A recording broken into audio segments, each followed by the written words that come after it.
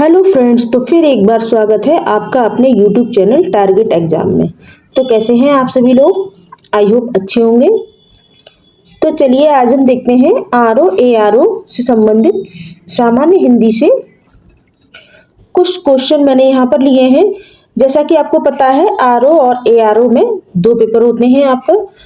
पहला पेपर जो आपका होता है वो सामान्य ज्ञान का होता है जिसमें 140 प्रश्न आते हैं और दूसरा आपका सामान्य हिंदी का होता है जिसमें 60 प्रश्न आते हैं। अब देखिए सामान्य हिंदी में जो 60 प्रश्न आते हैं इसमें कई टॉपिक से आपसे क्वेश्चन पूछे आते हैं, जैसे विलोम शब्द, पर्यायवाची, विशेष विशेषण, तत्सम तद्भव, वाक्य, शुद्धवर्तनी, अनेक शब्दों के लिए एक शब्द, ये सारे टॉपिक से आपके क्वेश्चन बनते हैं। 10 क्वेश्चन बनते हैं। तो आज की जो मैंने वीडियो बनाई है इसमें मैंने यही सब टॉपिक लेने की कोशिश की है और सभी से ही क्वेश्चन लिए हैं। तो आइए देखते हैं इस वीडियो में। सबसे पहले हम लोग विलोम शब्द देखेंगे। आज का जो आपका पहला प्रश्न है वो विलोम से है। विलोम शब्द पहले देख लेते हैं कि विलोम शब्द किसे कहते हैं। जो शब्द एक दूसरे के जो अर्थ में विरोधी या उल्टे होते हैं, जो शब्द एक दूसरे से अर्थ में विरोधी या फिर उल्टे होते हैं उन्हें हम लोग विलोम शब्द या फिर विपरीतार्थक शब्द कहते हैं। पहला आपका क्वेश्चन है कि स्थावर का विलोम शब्द है। स्थावर का विलोम शब्द है क्या है? तो देखिए स्थावर का विलोम शब्द होता है जंगम। क्या होता है? जंगम। मौन का विलोम शब्द है। मौन का विलोम शब्द है तो मौन का विलोम शब्द होता है मुखर। अब देखते हैं नेक्स्ट क्वेश्चन। ज्येष्ठ का विलोम शब्द है। ज्येष्ठ का विलोम, ज्येष्ठ मन होता है बड़ा, और तो बड़े का उल्टा क्या होगा? छोटा। छोटे को बोलते हैं कनिष्ठ। तो ज्येष्ठ का विलोम शब्द आपका हो जाएगा कनिष्ठ। नेक्स्ट क्वेश्चन है श्री गणेश का विलोम शब्द है क्या है? तो श्री गणेश का विलोम शब्द होता है इतिश्री, यानी श्री गणेश होता है किसी काम की शुरुआत करना, और इतिश्री का मतलब होता है समाप्त करना। तो श्री गणेश का विलोम शब्द होगा इतिश्री। ऑप्शन ए आपका राइट हो जाएगा। नेक्स्ट क्वेश्चन है अनागत का विलोम होगा। अनागत का विलोम होगा क्या होगा? तो देखिए अनागत का जो विलोम होगा वो आगत होगा। क्या होगा? आगत। अनागत का विलोम आगत होता है। ऑप्शन बी आपका राइट हो जाएगा। अब देख लेते हैं क्वेश्चन नंबर 6। कृतज्ञ का विलोम शब्द होगा। क्या होगा कृतज्ञ का विलोम शब्द? तो देखिए कृतज्ञ का विलोम शब्द कृतघ्न होता है। क्या होता है? कृतघ्न, यानी ऑप्शन बी। यहाँ पर देखिए कृपण में ये वाला रा बनेगा और यहाँ पर भी ये वाला रा होगा, और कृतघ्न यहाँ पर देखिए गलत लिखा हुआ है, कृतघ्न लिखा जाता है कृतघ्न। ये होता है आपका कृतघ्न। ये आपका राइट हो जाएगा। कृतज्ञ का जो विलोम होता है वो कृतघ्न होता है। नेक्स्ट क्वेश्चन है आपका अनुराग का विलोम शब्द होगा। अनुराग का विलोम शब्द होगा तो अनुराग का विलोम शब्द होगा विराग। अब है आपका नेक्स्ट क्वेश्चन ऐश्वर्य का विलोम होगा। तो देखिए ऐश्वर्य का विलोम अनैश्वर्य होता है। अब देखते हैं नेक्स्ट क्वेश्चन। कृत्रिम का विलोम शब्द है। कृत्रिम का विलोम शब्द है तो देखिए कृत्रिम का विलोम शब्द होता है प्राकृतिक। क्या होता है? प्राकृतिक। अब देखिए अति का विलोम शब्द होगा। क्या होगा? अति का विलोम शब्द होगा। अति माने बहुत होता है तो अति का विलोम शब्द क्या होगा? अल्प। अल्प। आप देखते हैं नेक्स्ट क्वेश्चन जो कि समास से लिए हैं मैंने।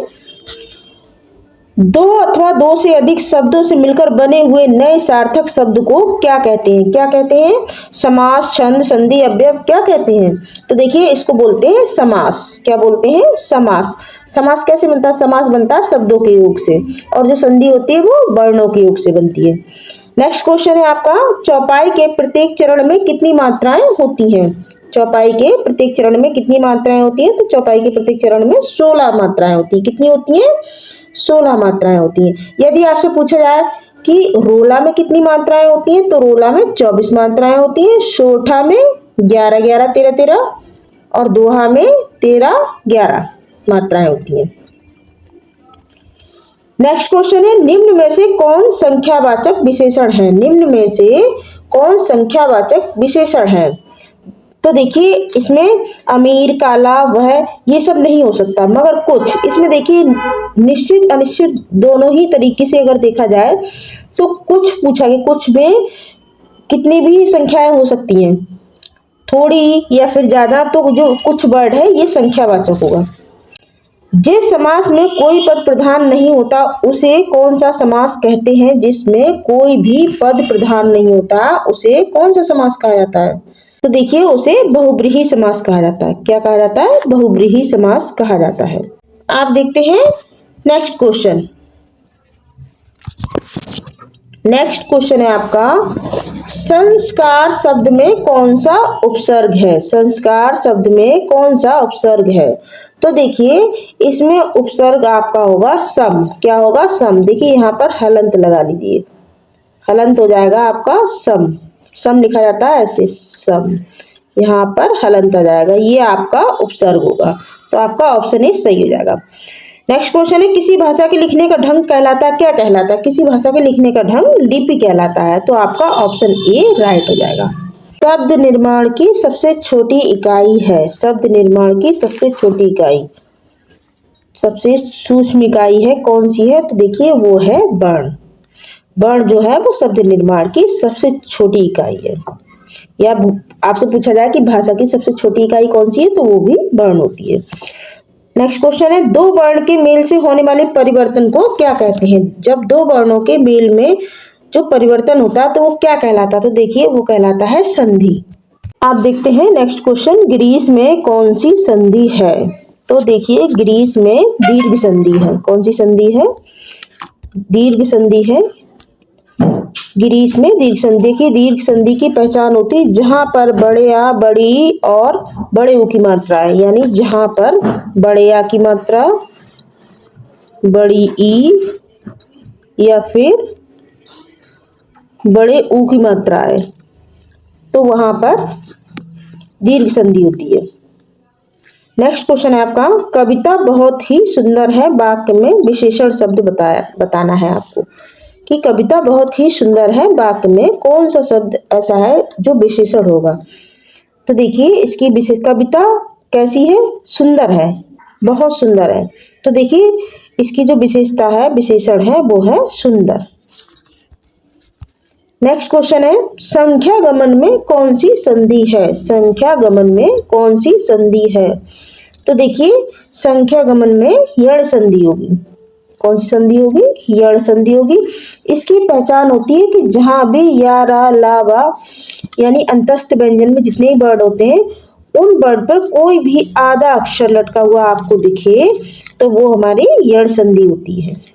तो यहाँ पर भी देखिए यहाँ पर आधा वर्ड है, खा दिख रहा है, तो ये होगी यण संधि। रमेश में कौन सी संधि है? रमेश में कौन सी संधि है? इसमें देखिए जहां पर भी आप देखें कि बीच में ए की मात्रा है, बीच में ए की मात्रा आ रही है तो वो गुण संधि होती है। ये इसकी पहचान होती है, जहां पर भी आप ए की मात्रा देखें, ओ की देखें, तो वो आपका गुण संधि में आता है। नेक्स्ट है, गंगोर्मी में कौन सी संधि है? गंगोर्मी में कौन सी संधि है? देखिए जहां पर भी ए की, ओ की या फिर अर आए तो वो गुण संधि होता है। यहाँ पर भी देखिए गंगोर्मी यदि आप बोलेंगे तो साउंड में अर निकलेगा, तो ये है आपका गुण संधि में आता है गंगोर्मी। नेक्स्ट है, पुस्तकालय में कौन सी संधि होगी? पुस्तकालय में यहाँ पर देखिए बीच में, देखिए बीच का वर्ड पकड़िए, बीच में बड़े आ की मात्रा है, जहां पर भी बड़े आ या फिर बड़ी या बड़े ऊ की मात्रा होती है तो वो दीर्घ संधि होती है। पुनर्जन्म में संधि विच्छेद आपको बताना है कि इनमें से कौन सा सही होगा। पुनर्जन्म में कौन सा वाला आपका सही होगा? तो देखिए इसमें ऑप्शन बी, पुनः जन्म, पुनः जन्म, ये आपका सही हो जाएगा, ऑप्शन बी। नेक्स्ट है आपका, नाभिक में संधि विच्छेद है। नाभिक में संधि विच्छेद कौन सा होगा? तो इसमें देखिए ऑप्शन डी आपका राइट हो जाएगा, 9+1, ये आपका राइट हो जाएगा।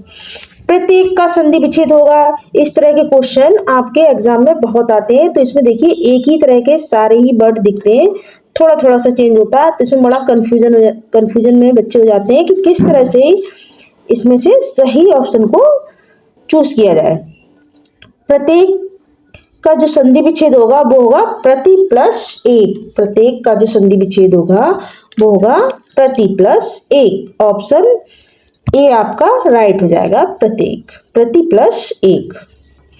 नेक्स्ट है सज्जन का संधि विच्छेद बताना है। सज्जन का संधि विच्छेद आपको बताना है। 7 प्लस जन या 17 जन या 7 जन। तो देखिए इसमें आपका ऑप्शन सी राइट होगा, 7 जन। सज्जन का जो संधि विच्छेद होता है वो होता है 7। देखिए यहाँ पर हलंत नहीं लगा हुआ, 7 प्लस जन। ये आपका राइट हो जाएगा ऑप्शन सी, सज्जन। भीड़ शब्द में संज्ञा है। भीड़ जैसा कि आपको शब्द से ही पता चल रहा होगा, तो ये समूहवाचक है। भीड़ शब्द में जो संज्ञा है वो है समूहवाचक। कौन सा शब्द जातिवाचक संज्ञा नहीं है? इसमें देखिए कौन सा शब्द जातिवाचक संज्ञा नहीं। जवान, बालक या मनुष्य, ये सब जातिवाचक है। जो नहीं है वो है सुंदर, ये भाववाचक है। ऑप्शन सी आपका राइट हो जाएगा, ये नहीं है। नेक्स्ट क्वेश्चन देखते हैं। Question number 33। बुढ़ापा शब्द है। बुढ़ापा शब्द है। देखिए बुढ़ापा क्या, कौन सा शब्द है? भाववाचक है, जातिवाचक है, संज्ञावाचक या फिर समूहवाचक, व्यक्तिवाचक, क्या है? बुढ़ापा जो शब्द है वो क्या है? तो देखिए बुढ़ापा शब्द भाववाचक है। क्या है? भाववाचक है। बुढ़ापा इस तरह से लिखा जाएगा, बुढ़ापा। अब देखते हैं नेक्स्ट क्वेश्चन। कोकिला का पर्यायवाची शब्द है। कौवा, कोयल, बसंतदूत, मोर। तो देखिए ऑप्शन सी इसमें सही हो जाएगा, कोकिला को बसंतदूत भी कहा जाता है। नेक्स्ट क्वेश्चन आपका है, ब्रह्मा का विलोम शब्द है। ब्रह्मा का विलोम शब्द है, क्या है? तो देखिए ब्रह्मा का जो विलोम शब्द होता है वो होता है जीव, यानी ऑप्शन सी आपका राइट हो जाएगा। दक्षिण का विलोम शब्द होगा। दक्षिण का विलोम शब्द होगा, क्या होगा? तो देखिए दक्षिण पूरब का पश्चिम होता है और दक्षिण का क्या होना चाहिए? उत्तर, लेकिन इसको वाम बोलते हैं। क्या बोलते हैं? वाम। तो ऑप्शन सी आपका राइट हो जाएगा, इसको वाम बोलते हैं। दक्षिण का विलोम जो होगा वाम होगा। आप देखते हैं नेक्स्ट, बहिरंग का विलोम शब्द होगा। बहिरंग का विलोम शब्द होगा, क्या होगा? तो देखिए बहिरंग का जो विलोम शब्द होता है वो होता है अतरंग। क्या होता है? अतरंग, बहिरंग का विलोम शब्द। अब देखते हैं नेक्स्ट क्वेश्चन, शोषक का विलोम शब्द है। शोषक का विलोम शब्द क्या होना चाहिए? तो देखिए शोषक का जो विलोम शब्द होता है वो पोषक होता है। क्या होता है? पोषक। यहाँ पर देखिए शा ये वाला बनेगा। शोषक का विलोम शब्द होता है पोषक। नेक्स्ट क्वेश्चन है आपका, साधु का विलोम। साधु का विलोम पूछा जा रहा है, क्या होना चाहिए? तो देखिए साधु का जो विलोम होगा वो असाधु होगा। साधु का साध्वी नहीं होगा, सन्यासिन भी नहीं होगा, लेकिन साधु का जो विलोम शब्द होगा वो असाधु होगा। उत्तम का विलोम शब्द है। उत्तम का विलोम शब्द पूछा जा रहा है, तो उत्तम का विलोम शब्द होता है अधम। ऑप्शन बी आपका राइट हो जाएगा।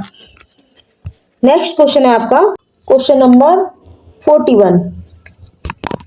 सब परिवार में किस उपसर्ग का प्रयोग हुआ है? देखिए उपसर्ग जो होते हैं वो शब्द के प्रारंभ में लगाए जाते हैं और प्रत्यय शब्द के एंड में लगाए जाते हैं, यानी अंत में लगाए जाते हैं। तो यहाँ पर उपसर्ग पूछा गया, तो सब परिवार में यदि इसको अलग अलग किया जाए तो स प्लस परिवार। तो जो देखिए इसमें ऑप्शन ए सा है, यही आपका उपसर्ग होगा। अनु उपसर्ग से निर्मित शब्द इसमें से ढूंढना है कौन सा? देखिए आपको वर्ड दिख रहा है, इसमें अनु कहाँ पर दे रखा है? अनुस्वार। देखिए इसमें अनुस्वार में अनु दे रखा, तो ऑप्शन बी आपका राइट हो जाएगा, इसमें अनु उपसर्ग है। नेक्स्ट क्वेश्चन है आपका, बादरायण में किस प्रत्यय का प्रयोग हुआ? अभी मैंने आपको बताया कि जो प्रत्यय होते हैं वो शब्द के अंत में लगाए जाते हैं। बादरायण में किस प्रत्यय का प्रयोग हुआ है? तो देखिए इसमें हुआ है आयन का। ऑप्शन सी आपका राइट हो जाएगा। नेक्स्ट है, निम्न में किस शब्द में अंत प्रत्यय है? प्रत्यय ढूंढना है जिसमें अंत लगा हो। देखिए लड़ाई में नहीं है, लड़ाकू में नहीं है, भीड़ में भी नहीं है, लेकिन भिड़ंत। भिड़ंत यदि हम बोलते हैं तो इसमें साउंड निकलता है अंत का। तो देखिए ऑप्शन सी आपका राइट हो जाएगा, भिड़ंत। आ उपसर्ग की सहायता से किस शब्द का निर्माण नहीं हुआ है? आ उपसर्ग की सहायता से किस शब्द का निर्माण नहीं हुआ है, ये आपको बताना है। बताइए किस शब्द का निर्माण नहीं हुआ है? तो देखिए इसमें आगमन, आमरण, आचरण, इन सब में आ लगा है, लेकिन जो अभ्युदय है इसमें नहीं हुआ है। आ उपसर्ग की सहायता से ये शब्द नहीं बना है, तो ऑप्शन डी आपका राइट हो जाएगा। मिठास शब्द में किस प्रत्यय का प्रयोग हुआ है? मिठास शब्द में किस प्रत्यय का प्रयोग हुआ है? यहाँ पर प्रत्यय बताना है आपको। तो देखिए इसमें हुआ है आस, यानी ऑप्शन बी मिठास। अगर आप बोलते हैं तो साउंड निकलता है आस का, तो इसमें आस प्रत्यय का प्रयोग हुआ है। नेक्स्ट है आपका अनुचर में उपयुक्त उपसर्ग बताना है। अनुचर, तो देखिए इसमें अनु, अनु ऑप्शन ए आपका राइट हो जाएगा, यही इसका उपसर्ग है। नेक्स्ट है आपका अनुमान का पर्यायवाची बताना है आपको। अनुमान का पर्यायवाची बताना है, क्या होगा? तो देखिए अनुमान का पर्यायवाची आपका हो जाएगा अटकल। क्या हो जाएगा? अटकल। नेक्स्ट है आपका अंधकार का पर्यायवाची आपको बताना है। अंधकार का पर्यायवाची, तो देखिए तम, तिमिर, ध्वांत, देखिए ये सभी अंधकार के पर्यायवाची होते हैं, तो ऑप्शन डी आपका राइट हो जाएगा। अब देखते हैं इस वीडियो का लास्ट क्वेश्चन, अनंत का पर्यायवाची है। पर्यायवाची है, इसमें देखिए पर्यायवाची बताना जो सिमिलर वर्ड होते हैं। तो देखिए अनंत का पर्यायवाची होता है असीम, ऑप्शन ए आपका राइट हो जाएगा। तो फ्रेंड्स वीडियो आपको कैसा लगा? यदि आपको अच्छा लगा इसको ज़्यादा से ज़्यादा शेयर करें और चैनल को सब्सक्राइब करें, ताकि आपको आने वाली वीडियो का नोटिफिकेशन मिल सके और हम लोगों को भी मोटिवेशन मिल सके आपके लिए अच्छी अच्छी वीडियो को लाने का। Thank you.